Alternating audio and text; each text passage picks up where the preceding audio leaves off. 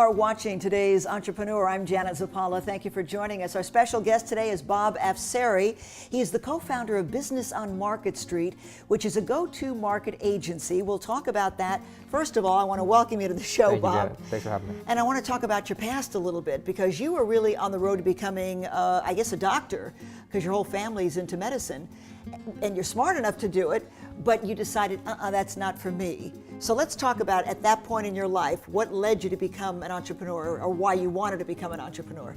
Yeah, I went to school, got my degree in neurobiology, have a strong love for science and medicine, but just realized it didn't get me moving. My heart just wasn't into it. The challenge was great, the science is great, but at the age of 25, decided that it was time for me to try to follow my heart. And I moved to San Diego, and that's where it all began. And you began as a sales associate? Yeah, I started on the ground floor as a sales associate I actually did commercial real estate for a couple of years, and that's where I really started to get my sales background. And then from there, moved into a private equity firm and started doing even more sales. How did you decide what kind of entrepreneur you wanted to be?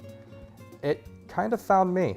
You know, it wasn't with the commercial real estate, it didn't really get me moving as well. But then when I went to go work for the private equity firm and I was getting involved in business development and helping companies grow, it was the type of job where I'd go to bed at 2, 3 o'clock in the morning, wake up at 6, 7 o'clock in the morning, and love what I was doing and always felt excited and energized to go. So you felt that you found, or the found the calling had found you and you found it. Let's also talk about this competition, the 7-week business contest that you competed in, and well, you'll tell us what happened in the end. Sure, the VP contest was back in 2010. So after working for a few different companies, there was a sales contest here in San Diego. It's kind of a spin-off of The Apprentice to some degree. 25 sales and marketing professionals that were kind of battling it out for 7 weeks.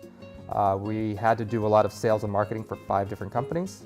Ended up winning the contest. You won the contest. Was offered a job with the company that was putting it on, and decided to turn it down because during the last week of the contest, I met this girl who placed in the top 5. Wait a minute, back up for a second. You were offered a job with the production company at that point, once you won the contest. That's correct. That was the grand prize. And was there good money involved? Yeah, it was a 6-digit salary job. It was really exciting. It seemed like an interesting position. Now, a lot of people would say, sure, where do I sign? But you didn't do that. I decided that I wanted to go out on my own. And by doing the contest, I met some pretty amazing people that were also great at sales, and they had a really strong background in things that I didn't have a background in. And met an individual that we decided to start Business on Market Street with, and that was my partner, Nicole. And Nicole pulled in Aldo, so the 3 of us created Another Business on one of Market your Street partners together. Yeah. Correct. So you're saying that that was fate, that contest? Possibly, yeah, I think so. I mean, it led me in the right direction, and you know, we've been growing ever since we started this company. There's really great synergy. And the 3 partners, you know, it's important to really collaborate and partner with people that fill in your voids. So they've got the strength that I don't have. Teamwork. Absolutely. Now, you took a huge risk turning down that 6-figure salary to venture out on your own. What gave you the confidence? I think it was time for me to build my own thing. It was one of those things where when I made that jump from going from medicine into the business world, it was just the right time. I didn't want to work for somebody else anymore. I didn't want to work with somebody else's promises. I wanted to build my own thing. I wanted to promise what I could deliver. And I really wanted to focus on the specific things that I've learned over the past 7, 8 years being in business as to what I can provide to businesses and how to make an impact directly. Now, as an entrepreneur, you have been described by many as determined, focused, and perhaps most important, passionate. You hear that all the time, that passion is something that really propels people to great success. Are you, in fact, passionate about what you do? I'm a little type A, that's for sure. So passion is what drives me.